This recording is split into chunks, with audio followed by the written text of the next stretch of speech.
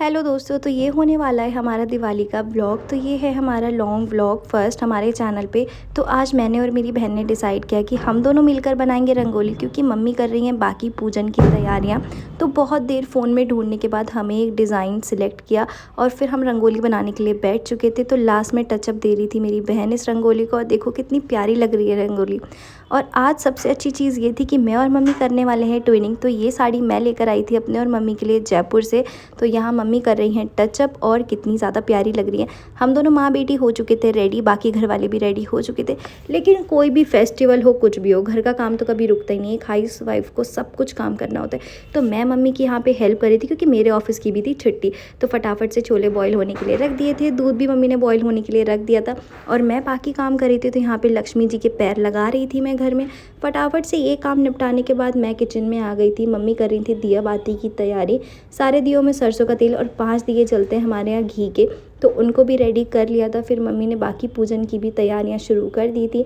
फिर एक एक करके सबने लक्ष्मी माता और गणेश जी को लगाया तिलक। और हमारे यहाँ ना खीलों से भी तिलक होता है। इस बार हमारे यहाँ चावल से नहीं होता, हमारे यहाँ लगाई जाती हैं खीले रोली के बाद। तो फटाफट से मैंने भी लक्ष्मी गणेश जी का पूजन कर लिया था। फिर सब लोगों ने मिल के करी आरती। और यार, मुझे दिवाली का फेस्टिवल बहुत ज़्यादा पसंद है। इतनी ज़्यादा लाइटें, हाँ मुझे पटाखे फोड़ना इतना खास कुछ पसंद नहीं है, लेकिन मुझे ये फेस्टिवल सबसे ज़्यादा सुंदर लगता है, क्योंकि इतनी ज़्यादा जगमग जगमग रोशनी होती है चारों ओर की, मन खुश हो जाता है। फिर उसके बाद हमने घर के हर एक कोने में रख दिए थे घी के दीपक। और हमारे यहाँ ना तुलसा जी के पौधे में भी घी का दीपक रखना ज़रूरी होता है।